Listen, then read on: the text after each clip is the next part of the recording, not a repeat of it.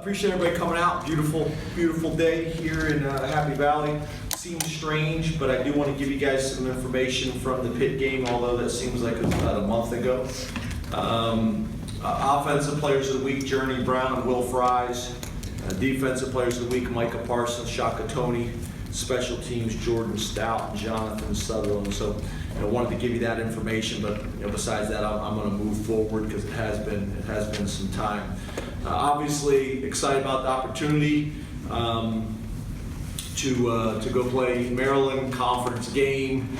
Obviously, a program that we have some history with, and I specifically have some history with.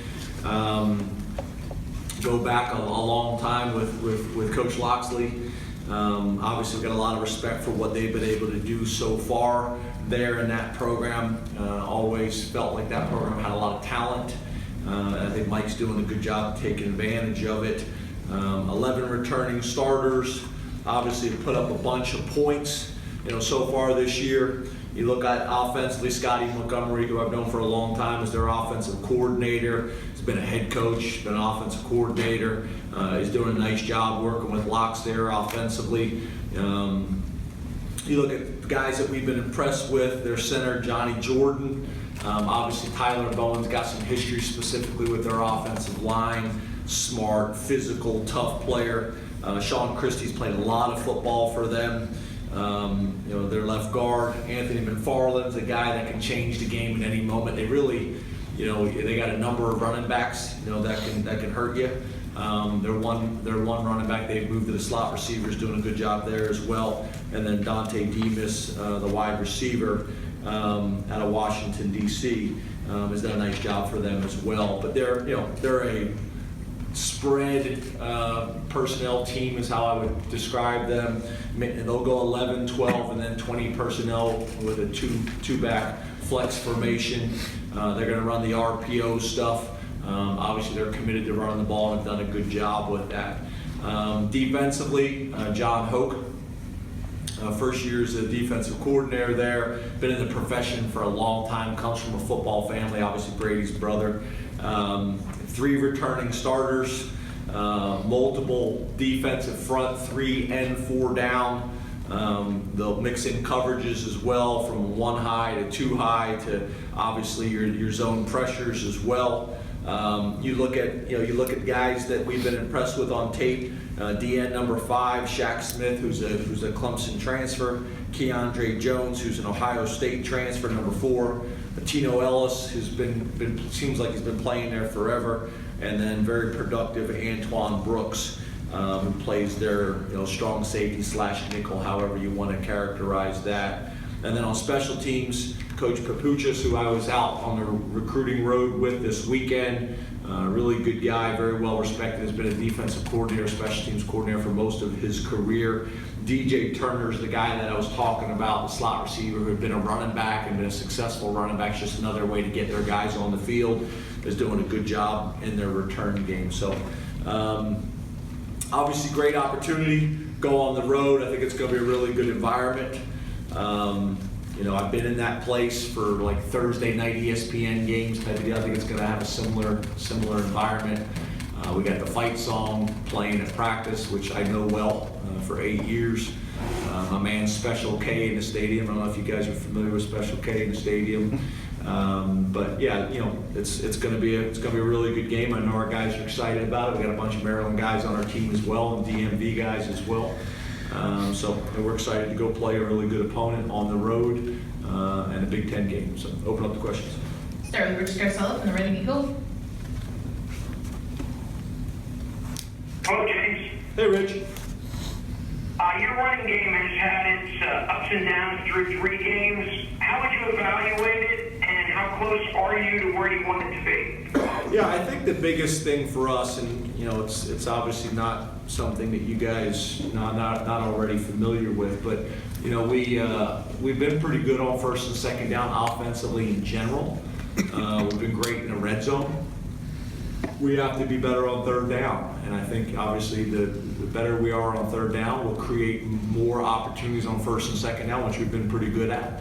It'll create more opportunities in the red zone. We've got to get into the red zone more because we've been one of the better red zone teams in the country.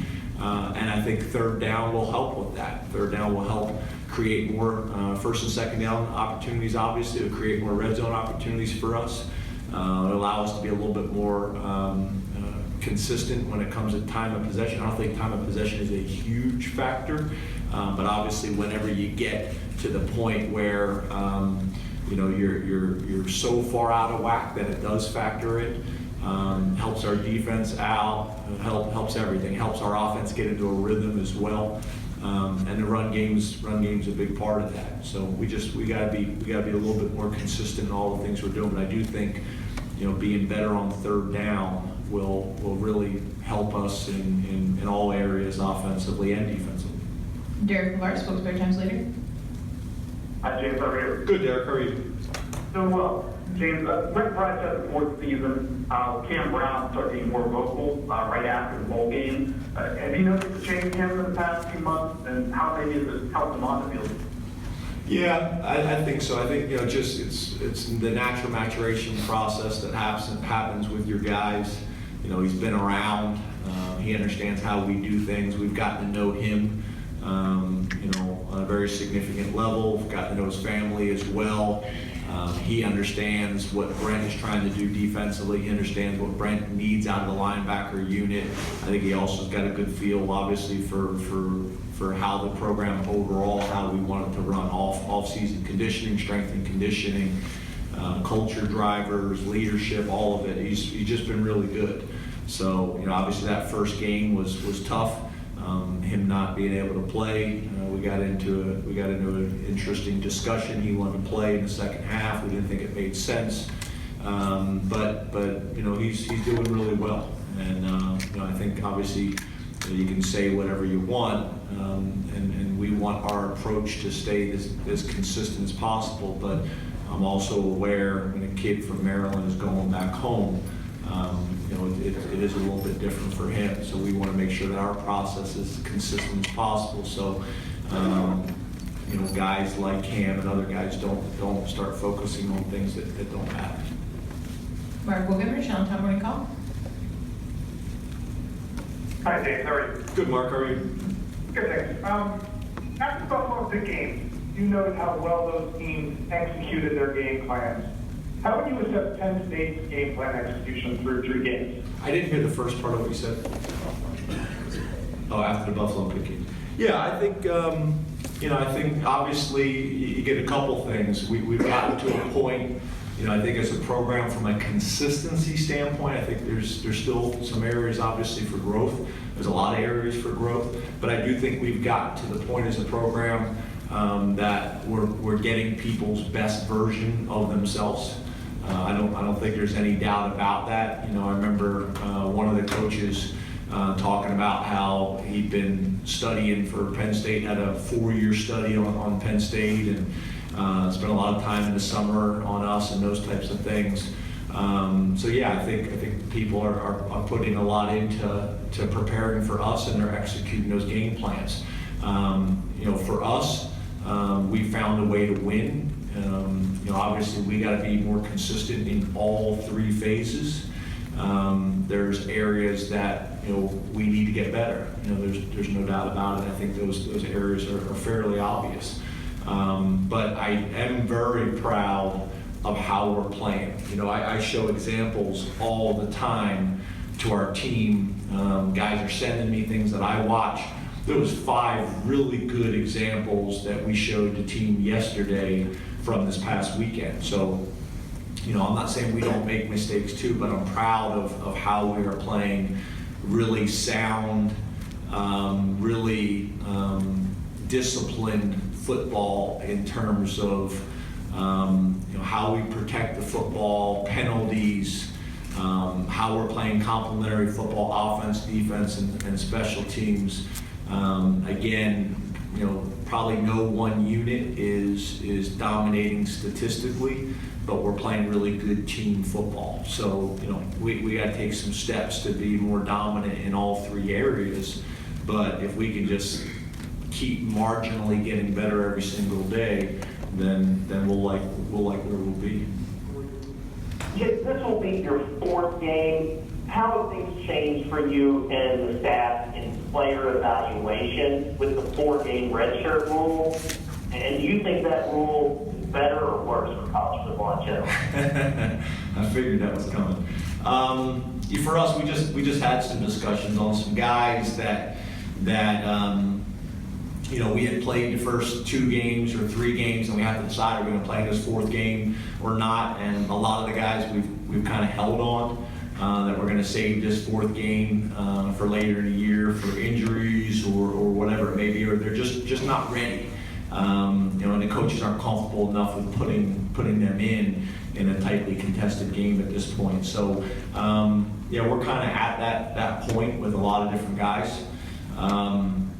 The rule, I think there's benefits to it, for the players, and I think there's benefits for the program. There's no doubt about it. But I think with all these rule changes, there's unforeseen consequences to it. It's funny, as a few years back, the NCAA was all about deregulation.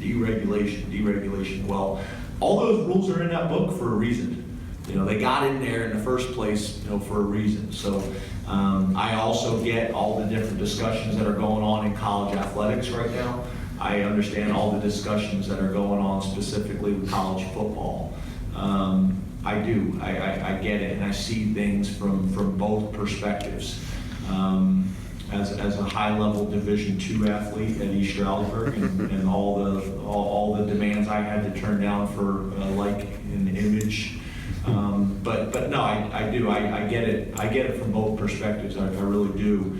But I think that's the hard part, is you make changes to rules that were in place for a reason, and there's unforeseen consequences that probably aren't thought about, by everybody on the front end. So it's hard to say whether it's good or bad. I think the intentions of all these rules are good for the student athletes. I think all these intentions are obviously, all these rule changes, the intentions are good for college athletics, but it doesn't always play out that way because it's very sophisticated, it's very complicated, and it can be messy, and messy not in a good way for the student athlete or college athletics. We'll have some questions here in the room. Raise your hand, we'll get a mic to you.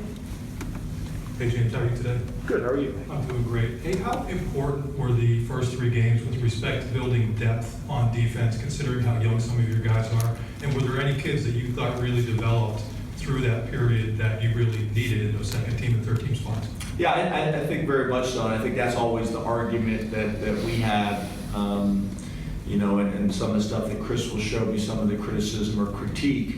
Obviously you can leave your starters in and just really, play at a high level and give yourself the best chance to be successful, or it's rotating guys in to create depth, and hopefully those guys learn to play at a similar level too. This has been our plan really for my 9 years as a head coach. It's worked out fairly well for us. But yeah, there's been some guys. I think Anissa Isaac's a guy that's really shown some flashes of some good things. I think Brandon Smith is a guy that's really shown some flashes that needs and deserves more reps on defense and on special teams. I think some of the young corners have gotten some opportunities and shown some good things as well, and we're going to need those guys to continue to develop. We feel really good about our starters, and we got to create more depth at that position, some based on some injuries and some based on just lack of depth and experience. So yeah, I think it's been good, and I think it's been important for us, but we got to keep building it. I don't think there's any doubt about it. I think obviously a guy like Brisker has done some nice things for us as well. And what's nice is now you're able to get into a package where Lamont's on the field, Brisker's on the field, GT's on the field, is all at the same time. We got some of that going too. So I think it's been very important for us. We got to continue building. Hey James, how you doing? Good, how are you? Good. Were you happy with what you guys accomplished recruiting-wise during the bye week, and how did you feel about the hurdle it was coming back for Saturday practice and getting back on the road? Yeah, I thought we had a really good plan. We're able to execute the plan. My Saturday changed a little bit because one of the high schools changed the time of their game, which is obviously difficult to prepare for. I thought we were able to get a lot done. Coaches were all over the country. Terry Smith kind of gets the bonus points because he traveled the furthest. I think he was in California and Texas in a shorter period of time, and then red eye back for Saturday practice, which isn't easy to do, and it's much appreciated by us. What Terry was able to do in a very, very short period of time that needed to get done, from a recruiting and evaluation standpoint. But yeah, I thought we went into it. I thought the fact that we covered it in camp with our players was helpful, so they knew what to expect. As much as I possibly can, I try to always give our players a heads up as early as possible so them and their families can plan. But I also think I don't like our players to be caught off guard by something new and different. And obviously playing a Friday game with a bye week the week before was a little bit different than how we normally handle bye weeks. So I think that was good. The one challenge that we had a little bit is, and we talked about this in the past, I'll probably talk more about it after the game's over, but we don't practice on Mondays. So now when you go to a Friday game, you have to practice on Mondays, and guys haven't scheduled that way. So I think we had 7 guys miss some form of practice or meetings. I was trying to get in touch with whoever I need to get in touch with because I think Maryland canceled school on Friday. So I was trying to figure out a way that we could get school canceled on Monday. Trying to get all the fraternities and sororities to back me up on that, but I don't think that happened. But there's obviously some logistics that go in with that. Hey, James. The last 2 seasons, Penn State has not allowed a touchdown to Maryland. Obviously, this is a different game with a new quarterback and a new head coach. What is the big difference in Maryland that might provide a different challenge, and why do you think defensively, that you guys were able to dominate in the past? Well, I'm not really that concerned about the past. I'm more concerned about what we've seen on tape and what we know about this team now. They've always been very talented. I think we all saw how they played Ohio State last year. They've always had speed, even from when I was there. We always had a lot of speed, on the roster, from the area. And then obviously you got a head coach who's got an offensive background and been successful. Was able to get there at a time where the roster was in pretty good place. And then also we're able to get a quarterback to transfer in that started a lot of games. That experience I think has been valuable, and I think the system fits him well too. So they're doing a good job. They're doing a good job of taking advantage of the athletes they have. They've done a good job of building confidence in how they play and who they've played. And there's no doubt that we're going to be walking into a significant challenge on the defensive side of the ball come Friday night, as well as offense and special teams. Hey James, the interaction between the 2 staffs through the years, what are the advantages and disadvantages of knowing each other so well? And then with Mike taking the job, have you guys connected at all since he's taken the job? Yeah, obviously you see each other at Big Ten meetings. You see each other on the road recruiting. You see each other at, what do they call it? It's not called the Fiesta. What do they call that now? What do they call that, Scott? The Fiesta Summit. Yeah, so I saw him out there at that, him and his wife Kia, who I've known for a long time. And then obviously, with our staffs, there's a lot of crossover there, and then just being so close to each other, all those things factor in, and I think that's where I think football is in some ways maybe different than other sports, is how competitive it is year round. You trying to protect your state, you're trying to protect your footprint. You're battling with these guys, year round. It's not just Saturday afternoon. It's not just the week of the game.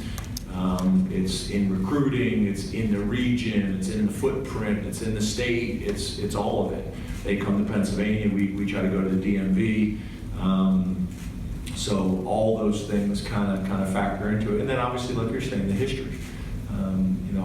I think I spent 8 years there. had a great experience, very appreciative. Johnny Holiday reached out the other day. I go way back with Johnny Holiday. You know, so it'll be a great environment. It'll be a great game. And there's no doubt, to your point, there's a lot of crossover and connections when it comes to professional relationships, personal relationships, you know, and then obviously in recruiting.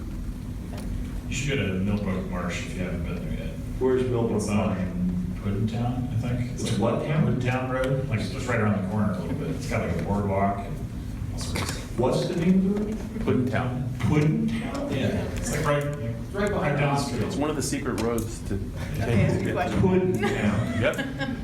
Anyway, when you talk about established players, how do you define what established is, and how does that impact your thought process of the position once you consider someone established? Yeah, I guess the way we would say an established guy is a guy that we know what we're going to get week in and week out, game in and game out, practice, all of it. A guy who's played enough football for us on a consistent basis that we consider he has solidified his position, and there's really no threat to him. I mean, obviously, we always want to make sure that we are creating an environment that there's competition. But there's some guys that have played at such a high level for such a long time, you know what you're getting there. Now it's about managing the reps so that when they're in there, you're getting the best you possibly can from them, but then also being able to get some other guys in there to develop the depth. So that's kind of the discussion for us and who those guys are on offense, defense, and special teams. But it's all about consistency. I think that's the biggest thing in college football, and I think that's probably the biggest thing at the next level is all these guys are really talented and they can do it, at a certain amount out of 10 times, but the really good ones are able to do it 8, 9 times out of 10 or 10 out of 10. And that's where you separate yourself, and that's where you become one of those established, big time players that, when we're watching tape of other opponents or they're watching tape of us, you say, this guy's a problem. This guy's a problem coming into the game, not just because of the splash plays he makes, but how he does it on a consistent level. Hey James, how are you? And let me say one more thing, I apologize. The other thing I would say to Ben is, I think a lot of times the young players, they are focused on just the splash plays alone. So they think they should be playing more because they've had a sack or an interception or whatever it may be. But a lot of times that guy doesn't grade out as well because those other 8 plays aren't as consistent. So, we talk about that, with our defense, and that's where I think we got to be careful with the conversation last week about sacks, because if you put too much emphasis on that and not them doing the dirty work that needs to be done. I think Parker Coughlin was a great example, a guy that, kind of like, what we would call the keystone of our defense, a guy that maybe doesn't show up in the stat sheet, but is essential to the defense being what we needed it to be, and that was Parker Coughlin. And I think right now we're doing a pretty good job of that, being gap sound and those types of things. And I think if we continue to do that, some of those splash plays, some of those exciting plays will show up, not because guys are forcing it to happen, but as it coming as a natural result of doing their job within the framework of the offense, defense, or special teams, if that makes sense. Sorry. No problem. Having played a Friday night game a year ago, are there takeaways from that you used to better prepare for this Friday on the road? And secondly, how is the best way to prepare, especially a young team, to go into a hostile environment for the first time? Yeah, I think a couple things. It sounds silly, but one of the challenges is when you play a Friday game, there's nothing to do during the day. When you play a Saturday night game, there's games on. They can watch games all afternoon. So what you don't want to do is just lay around and sleep all day. So what time do you wake them up from a sports science perspective? How much do you meet? How much do you break? What do you do to get their body out of the recovery stage and into a compete stage? Really going back and looking through all those things, and where we have a Saturday night game, we may allow a little bit more dead time during the day, where on a Friday night game, we probably want a little bit less, just because, if not, they're just on Netflix and laying around and taking naps all day long, which I don't think is the right thing for them to do to be ready to play the game. So yeah, I think the last Friday experience helped with that. I think the sports scientists have helped with that as well. And then there's other challenges. I think having an awareness of the atmosphere that you're going to go into, not only the stadium, but the locker room. One of the challenges, I haven't been there this year, but they have one of the smaller visiting locker rooms. I don't know if you guys in the past, we tape outside. The coaches usually change at the hotel because there's not a lot of room to change over there. There's just a lot of things that I think if you can prepare your team and your staff ahead of time for those things, there's value. There's value in all of it. And then I think the thing that you guys know, as well as every student on campus and every professor on campus and some of the houses in the community, is the noise. We're going to prepare for the noise, and I'm typically going to try to make things worse in practice than they will be in the games, so that we're never go into a situation where we're shocked by how loud it is. So in terms of the crowd noise, which is the fan, which is kind of screechy, and you deal with that, and then we got the fight song playing over top of that as well on 2 different systems, and making it really, really difficult so that you're ready for your silent cadence, or you're ready for your clap cadence, or whatever it may be, that you've done it. And we started with that in camp, probably not to this degree, but we've done it. We've done it. So I think it's all those things.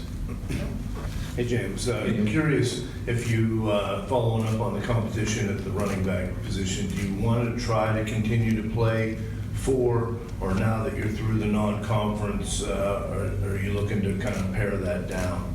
It's the same answer that's been every week, is we're going to play all 4 of those guys until somebody really separates themselves from the group. We're comfortable playing with all 4 because we think all 4 can play. And the only way that would change is if somebody just makes it clearly obvious to everybody that they're the guy. And right now we feel like we got 4 guys that we can play with and win with. Hey James, how you doing? Good. Good.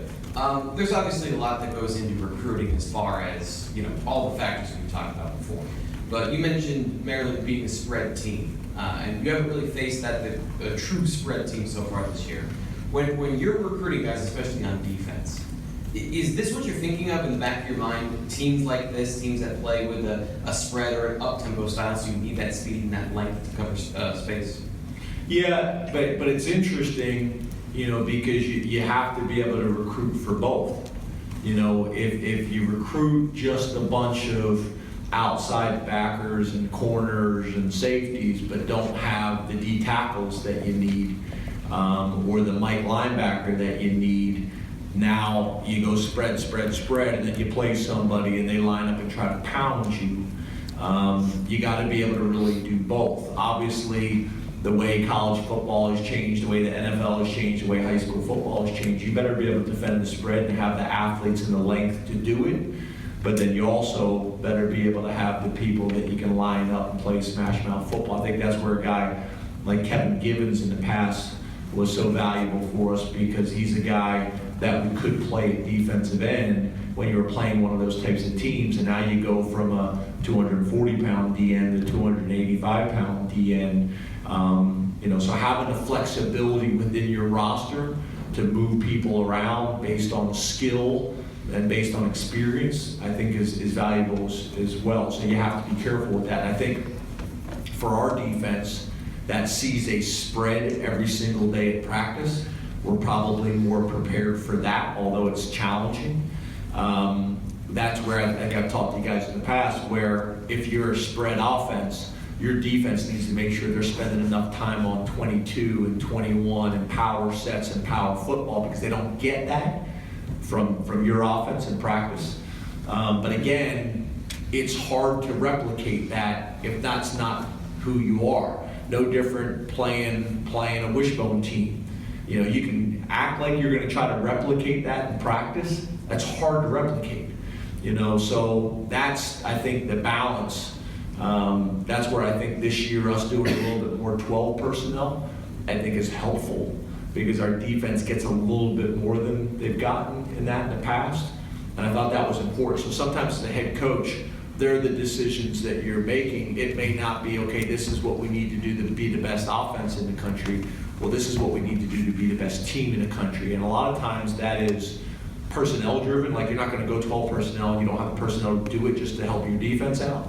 But if you can do both, you know, with Bowers and Fryerbooth and Kuntz and Strange, it makes sense for us to do it, and it also helps our defense. So where they're, you know, as a head coach, they're the things that you're trying to do to say, okay, these are the things we need to do this season, and focus on these things in the off season because it's the right thing to do for our offense, but probably more importantly, it's the right thing to do for our team.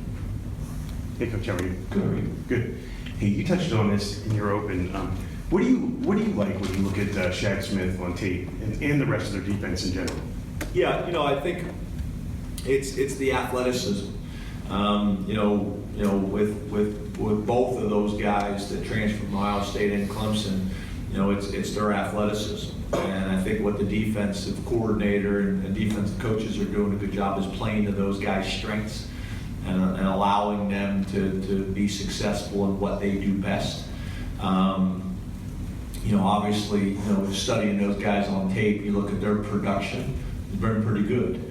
Obviously, there are two different players. You got one guy who's a speed player, and you got one guy who's got the ability to do both at 250 pounds. We know both guys very well. So I think that's the best thing they're doing is they're playing to their personnel strengths, really on offense, defense, and special teams. Hey, James. Jan Johnson, how important is he as a captain, as a leader for that young linebacking core, especially this week? There's a handful of them. This is their first road game on the year. Yeah, really important. He's been a culture driver for us. You guys know that's a term that I really like, in our program. I think Jan's that type of guy. Our players get a little sick of us, me and Coach Pride, talking about Jan Johnson, his story, but it's a great story for college football. I know it's a great story for Penn State. His leadership, him and Cam Brown, at the linebacker position, the leadership that they provide for our entire defense, GT, on the back end, all of it. It's going to be really important because we do have a young team. We do have a team that has not traveled and played in this type of venue before. Those senior leaders, those vets, to be able to step up and kind of explain to them what it's going to be like. This game a little bit reminds me of my first year when we went to Rutgers, and Rutgers all off season had been, pumping the game up, and we were just coming off of sanctions, and that was a battle. That was a battle. It also reminds me a little bit of when we played them at Raven Stadium, which was a battle. I think we got a pretty good understanding of what it's going to be like on Friday night. But again, it doesn't really matter what I know and what the coaching staff knows. It's what the team knows and what the team's prepared for. And that's what we're trying to do all week is to try to get them ready for that. So there's no, shock moment of what it's going to be like. Hey, James. One of the challenges that we always hear about with young running backs is kind of how they hold up in protection. How do you think Noah and Devin have done in that regard? And have you ever been in charge of a running back room like this where seemingly all four guys are okay with kind of sharing that load? Because I don't think every room is built like that. Do you not want the room to be like that? I mean, they're all maybe getting they're along not right okay with now. that. I don't know. Yes, They're all getting along right now, I agree. Yeah. Maybe we don't want that. Yeah. But yeah, they've been really good. I think what helps is they all have really good relationships. I think also, I think Jaywan's done a good job of that as well. I also, think that they understand the days of just playing one running back. I think are pretty much gone in college football. I think as long as we keep those guys involved and they're going to play the hot hand, and they all know that they're going to have an opportunity to impact the game and grow and mature. I think that's what everybody's really really looking for. So, it can be challenging, there's no doubt about it. But right now, like I said, we got 4 guys that we feel good about. You'd love for all 4 to really step up and dominate, or you'd love for 1 or 2 to step up and separate themselves from the pack. But either way, we feel like we got 4 guys that we can win with, that have earned the team's respect, and they got a really good environment and culture and support of each other in that room, and we're going to try to keep it that way as long as we can. Time for 2 more. Hey, Coach Franklin. You talked a little bit about Maryland's offense and their RPO. How important is it, for the quarterback Josh Jackson? He has the ability to be kind of a dual threat guy. So for your defense to continue to stay sound and fundamental, kind of defending the RPO. Yeah, that's important. There's no doubt about it. When you're facing this type of offense and you're facing this type of quarterback, and he can hurt you in multiple ways, and he's an experienced player. He's played a lot of football for him. He's surrounded with a lot of speed and athleticism. It's important. I think, obviously, like it is every single week, it's going to be really important, because up front is going to dictate, how successful you are on defense and how successful you are on offense, and being able to consistently win those battles. I also think that's really kind of across the board in every position, the physical nature of the game, so there's no doubt about it. The quarterback kind of drives the bus, but you better have those guys up front on offense and defense that are going to really determine, how consistent the offenses and defenses can be. Hi, James. Beyond your starting 3 at receiver, I'm just curious how you see that rotation coming to fruition here through 3 weeks and into 5 weeks, I guess. Parker said he was trying to develop that. Do you have a sense kind of that your rotation is in a good place moving ahead? And Matt Kippenhammer was a player you referenced a lot during August, kind of a strong camp. We haven't seen him get on the box score as a receiver yet. Is he someone that you still have that confidence in, that he's got better times ahead? Yeah, I think it kind of goes back to what we talked about before, is we got to get more plays. I think yards per play, we're one of the best teams in the country in yards per play. We got to get more plays. So being successful on 3rd down will create more opportunities for everybody on our offense, and put us in a situation where we're going to need to play more players and rotate more players in there because of the number of reps we're getting per game. So I think, being successful on 3rd down and creating more opportunities for our offense and keeping our defense on the field will solve a lot of, some of those issues you bring up. Thank you, Coach. Thanks, guys.